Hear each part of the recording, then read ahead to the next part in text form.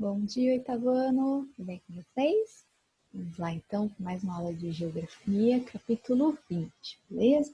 A gente vai falar hoje de questões geopolíticas, tá?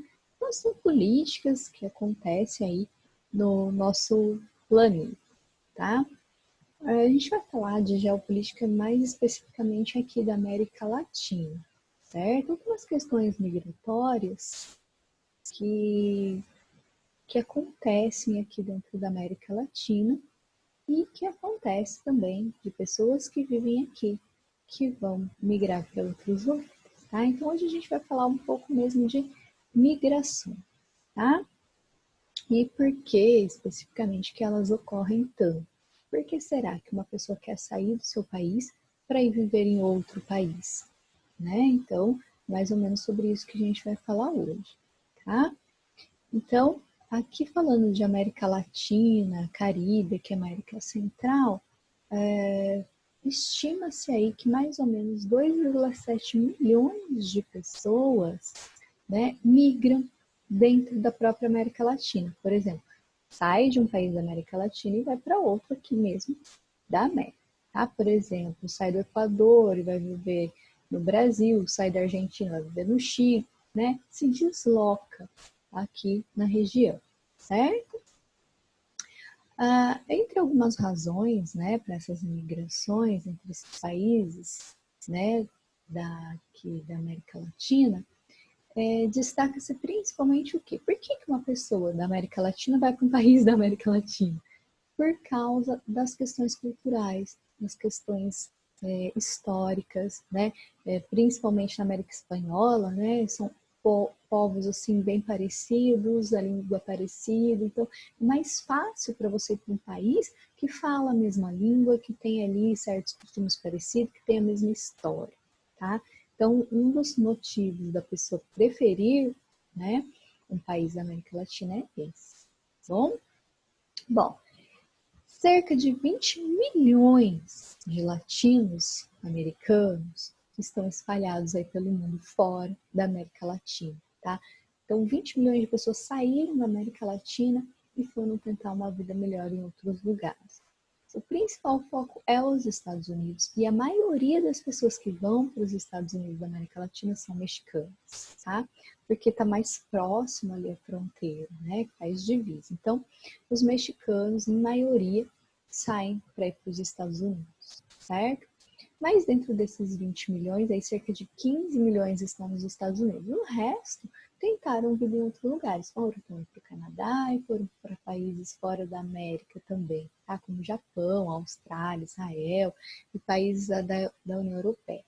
Então, gente, muitas pessoas vão tentar uma vida melhor fora do seu próprio país, certo?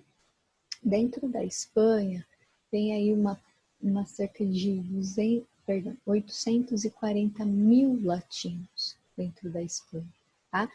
Como eu falei para vocês, por causa da mesma língua, fica muito mais fácil, né? Lembrando que a Espanha era metrópole e aqui a América Latina, a maioria era então colônia da Espanha, então fala a mesma língua, eles vão para lá tentar uma vida melhor, né? Com mais facilidade do que se fosse para um país de língua e costumes diferentes, tá bom? Aqui a gente vê uma imagem de mulheres, né, da Bolívia com as roupas tradicionais, né, da festa dos povos. Então a gente vê aí a característica, o estilo, né, das pessoas aqui da América Latina. Bom, como eu falei para vocês, muitos mexicanos tentam uma vida melhor nos Estados Unidos, né?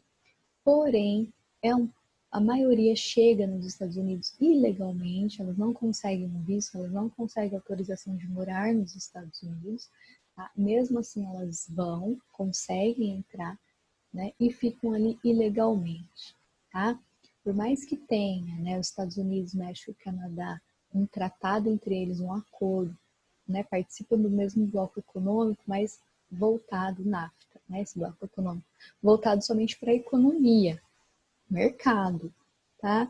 Não tem livre acesso de pessoas, então as pessoas não conseguem entrar e sair dos Estados Unidos livremente, certo? Então, os mexicanos, quando eles chegam lá nos Estados Unidos e tentam uma vida lá, normalmente, geralmente, é ilegal, certo?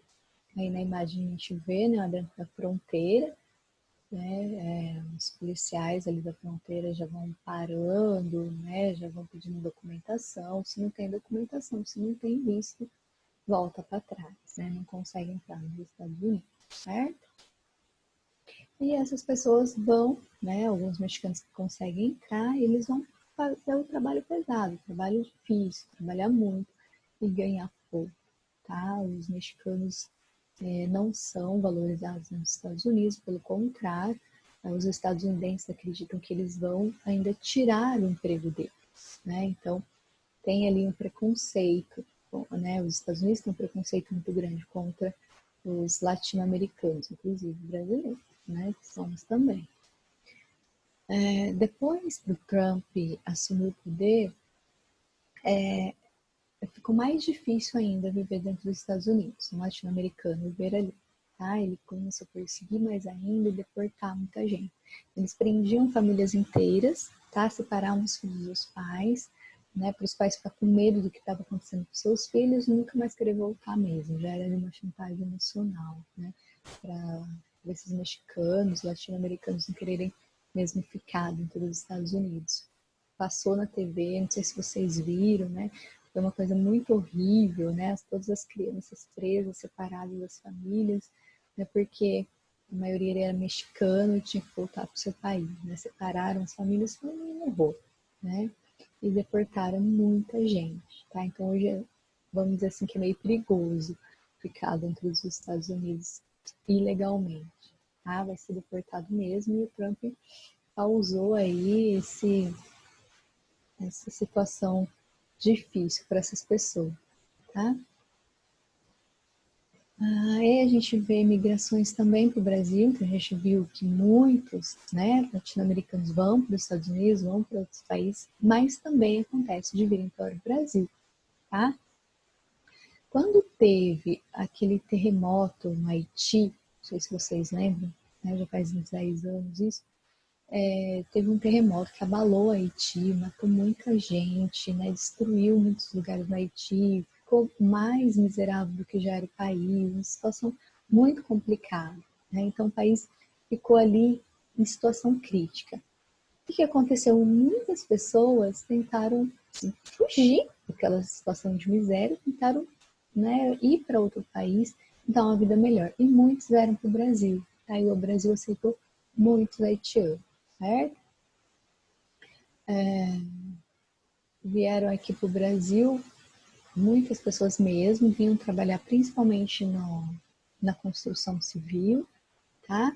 Isso fazia aí toda uma viagem aérea, né? Que para no Equador, Panamá, República Dominicana, ou vem por terra, depois ali na fronteira lá, que é Amazonas, pelo Peru.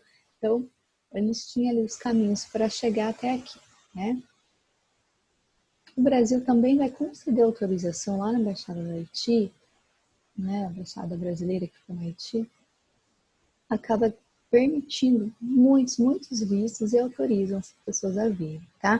Então o Brasil, vamos dizer assim, que ajudou muitos haitianos, tá? Nessa situação. Porém, né, o Brasil vai chegar uma hora que também vai entrar em crise, também vai começar a ficar difícil viver aqui no Brasil, né? Como a gente sabe, a partir de 2015, mais ou menos, uma crise política e econômica aparece aí no Brasil, né?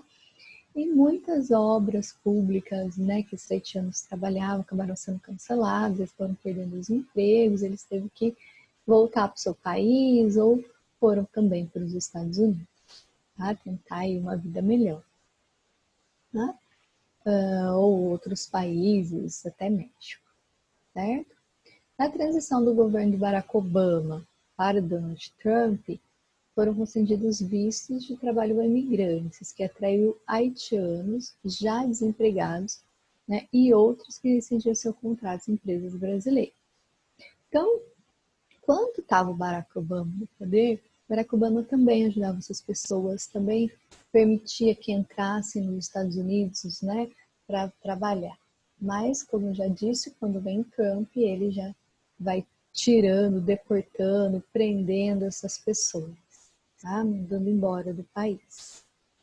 Outro fenômeno migratório para o Brasil, né, que vem para o Brasil, que acontece aí mais recentemente, são os venezuelanos, tá? Pessoas então que saem da Venezuela, a gente que tem a fronteira ali, né, com Roraima, então eles entram em Roraima para tentar uma vida melhor no Brasil, tá? Infelizmente, eles vêm também porque a situação na Venezuela era muito difícil, eles estavam vivendo em miséria, não tinha comida, não tinha emprego, né? Então estava uma situação bem complicada na Venezuela, então eles vêm tentar uma vida melhor no Brasil também, tá?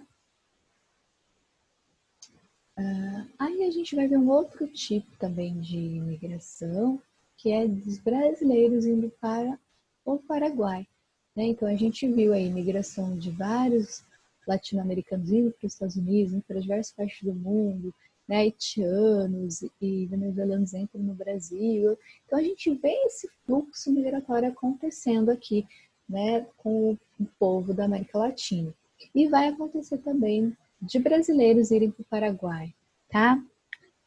Na década de 1960, mais ou menos, o presidente do Paraguai abre as portas para muitos brasileiros entrarem, vende muito grandes quantidades de terras para esses brasileiros em baixo preço, tá? E esses brasileiros vão produzir nessas terras e vão ganhar dinheiro nisso, tá? E levar suas famílias, enfim.